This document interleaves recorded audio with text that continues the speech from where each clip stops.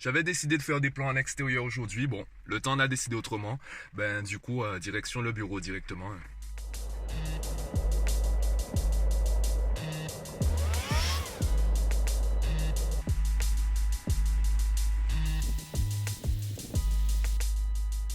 Ça t'est déjà arrivé de ne pas être inspiré, ne pas être motivé par la journée, de vouloir rester chez toi en fait. En même temps, tu te dis, attends.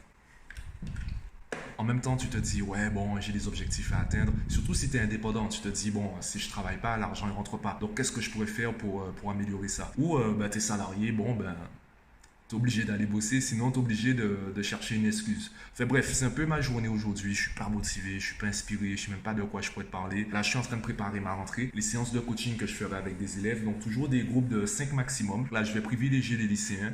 Euh,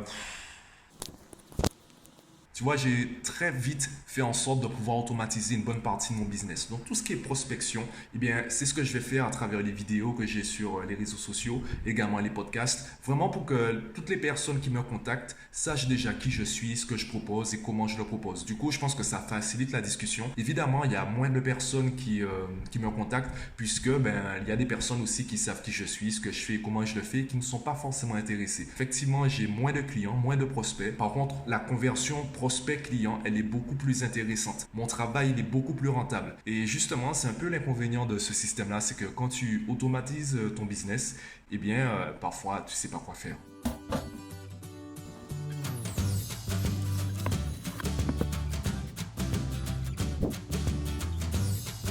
Je te rassure, j'ai bossé, hein. J'ai fait quand même quelques trucs, j'ai répondu à des parents, j'ai vérifié mes réseaux, j'ai pris des rendez-vous. C'est juste que là, bon, la journée, elle est pas si inspirante que ça. Je suis un peu vidé là. J'ai juste envie de me reposer. Bon, il est presque 17 h. J'ai super faim, c'est l'heure de mon repas de la journée. Je passe rapidement faire un tour à la librairie, voir les nouveautés et je rentre.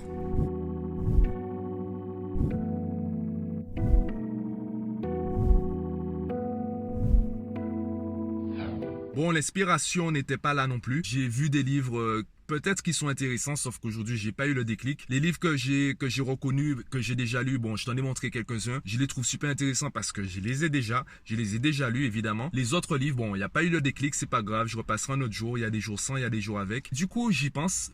Jeudi, il y a le rendez-vous jeudi. Et justement, j'aimerais que tu me vendes un livre. Pas que tu me le conseilles, pas que tu te contentes de mettre en commentaire le titre du livre et le nom de l'auteur. Non, je veux que tu me vendes le livre. Je veux que tu me vendes l'histoire, le concept du livre. Alors, en très peu de mots. Allez, je sais pas, on va dire en 30 mots. En 30 mots, vends-moi ce livre. Donne-moi envie de lire ce livre. Je te donne un exemple. Convaincre en moins de 2 minutes. C'est quoi l'intérêt de ce livre? Déjà, en fait, quand tu lis le titre, alors bon, je sais pas si je pourrais le faire en 30 mots, je vais pas compter des mots. Allez, je vais essayer d'être bref.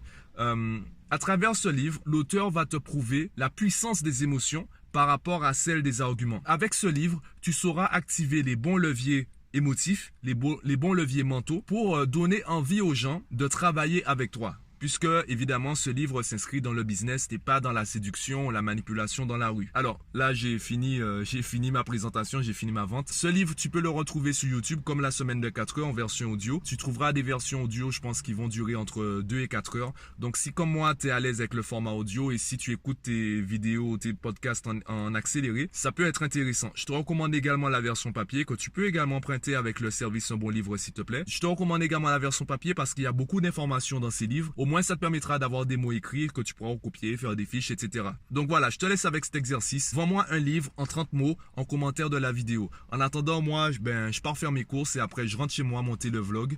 Et puis, je te dis à demain.